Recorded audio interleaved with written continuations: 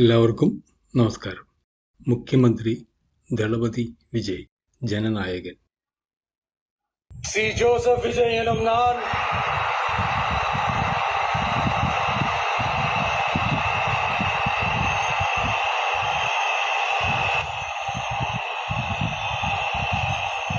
சட்டப்படி அமைக்கப்பெற்ற இந்திய அரசியல் அமைப்பின்பால் உண்மையான நம்பிக்கையும் மாறா பற்றும் கொண்டிருப்பேன் என்றும் இந்திய நாட்டின் ஒப்பில்லாத முழு முதல் ஆட்சியையும் உரிமையையும் நிலை நிறுத்துவேன் என்றும் தமிழ்நாட்டு அரசின் முதலமைச்சராக உண்மையாகவும் உளச்சான்றின்படியும் என் கடமைகளை நிறைவேற்றுவேன் என்றும் அரசியல் அமைப்பிற்கும் சட்டத்திற்கும் இணங்க அச்சமும் ஒருதலை சார்பும் இன்றி விருப்பு வெறுப்பை விலக்கி பலதரப்பட்ட மக்கள் அனைவருக்கும் நேர்மையானதை செய்வேன் என்றும் ஆண்டவன் மீது ஆணையிட்டு உறுதிமொழிகிறேன். ദളപതി വിജയ് തമിഴ്നാടിന്റെ 9ാമത്തെ മുഖ്യമന്ത്രി. சி ஜோசப் விஜய் எனும் நான்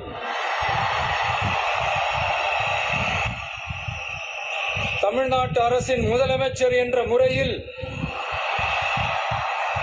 எனது கவனத்திற்குள்ளாவதும் தெரிய வருவதுமான எந்த பொருளையும் முதலமைச்சரின் கடமைகளை உரியவாறு நிறைவேற்ற தேவையான அளவுக்கன்றி ஒருவரிடமோ பலரிடமோ நேர்முகமாகவோ மறைமுகமாகவோ அறிவிக்கவோ வெளிப்படுத்தவோ மாட்டேன் என்று ആണ്ടവൻ மீது ആണയിട്ട് ഉറുതിമൊഴിகிறேன்.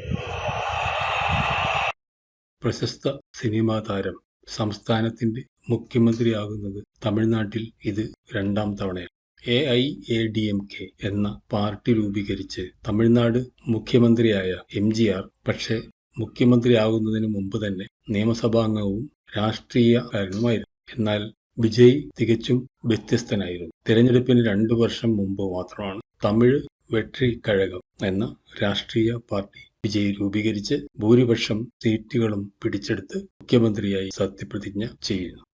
மக்களுக்கான இந்த ஆட்சியை மனசாட்சி உள்ள மக்களாட்சியை ஆதரித்து வெற்றி பெற செய்த மாண்புமிகு உறுப்பினர்கள் அனைவருக்கும் நெஞ்சார்ந்த நன்றியை நமது அரசின் சார்பாக தெரிவித்துக் கொள்கிறேன்.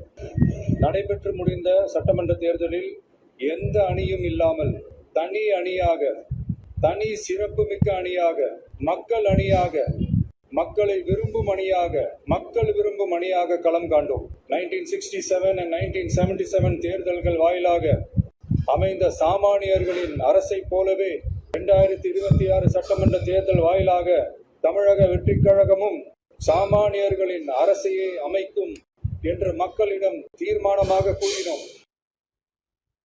സിനിമാ സ്റ്റൈലിൽ സത്യപ്രതിജ്ഞയുടെ ആദ്യ ഭാഗത്ത് മനഃപ്പാടമാക്കി ആയിരുന്നു വിജയ് ചൊല്ലിയത്. അത് ചടങ്ങിന്റെ ഹൈലൈറ്റ് ആയിരുന്നു.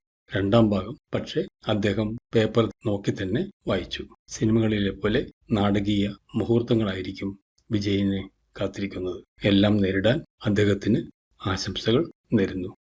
എൻ്റെ ഈ വീഡിയോ കണ്ട എല്ലാവർക്കും നന്ദി.